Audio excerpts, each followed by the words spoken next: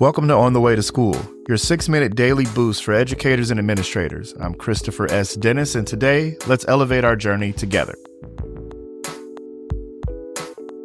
Good morning and welcome to the ride on the way to school. I hope you are getting ready to crush your Tuesday.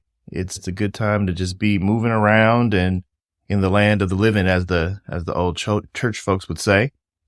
Today, I got a nice little variety of a day. I get to start off with a task force for our transgender student support. I get to go visit some elementary classrooms, and I get to close the day with strategic planning meetings. So it's the life of an administrator. You get to do all of the things all at once, but definitely different kind of modalities in energies that I have to kind of transition through today. So looking forward to it. That's why I'm going to get up and really try to bring value to all the spaces that I get to share with my colleagues and students. But today we are going to close out our 3-part series on community cultural wealth, which is, of course, the 6 forms of capital that marginalized communities of color can use as an asset to their membership in any space. It brings capital into the classrooms. It brings capital into the administrative spaces. And on Friday, we talked about aspirational and linguistic capital. Yesterday, we talked about familial and social capital. And today, we're going to talk about navigational and resistant capital. So navigational capital is essentially the skills you need to maneuver through institutions, right? Essentially, in spaces that are not created for communities of color, people of color, you've got to use some navigational capital to really read the room and sustain and survive. I know I've had to use navigational capital in my career. I continue to use it. And early on in my career, the navigational capital that I was using was really because I was probably oblivious to some of the hostility because it was veiled in other things, microaggressions and things like that.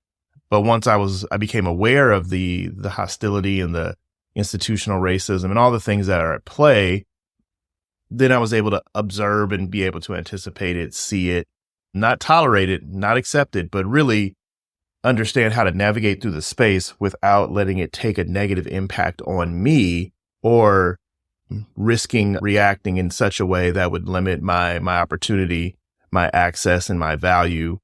So navigational capital is understanding how to pick up on the norms of a culture, how to leverage those to take care of yourself and to also support colleagues and others that are, horizontally aligned with you, but also vertically in support, either above or below you. Resistant capital is essentially the knowledge and skills fostered through oppositional behavior that challenges inequity, right? So the pushback of things, the dimensions of wealth where we kind of take advantage of standing up or not accepting everything, right? So my wife calls me a volcano. Every now and then I will kind of have this out of body experience or this involuntary reaction where I go from a calm 5, 6 out of 10, and then I actually hit 10, right? That's my resistant capital coming up, pushing against the foolishness, pushing against the privilege and the isms that are out there, right? So I use my navigational capital to maneuver and get in position and be effective. But sometimes you have to tap into your resistant capital and push and leverage, right? It's those skills fostered through oppositional behavior that challenges inequity. So, the person on your team or the person in your school who, has kind of that activist energy, that pushback, who's not going to take anything from the institution. That's an example of resistant capital, and it has extreme value. It is really important and critical. And yet you also want to make sure you're not over leveraging any of these forms of capital. You want to use them as situationally as you can, because they're all assets within your own background, your own skill set that are important.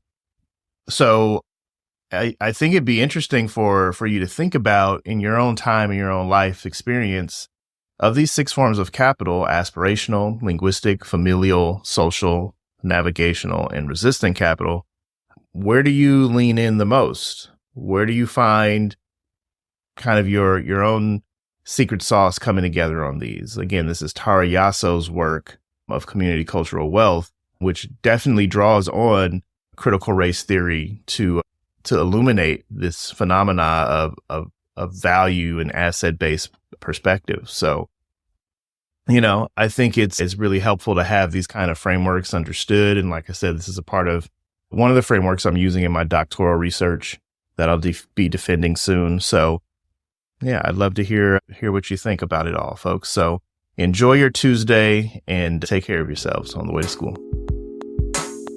Thanks for joining me on the way to school. Stay inspired, stay motivated, and keep making a difference. I'm Christopher S. Dennis. See you tomorrow.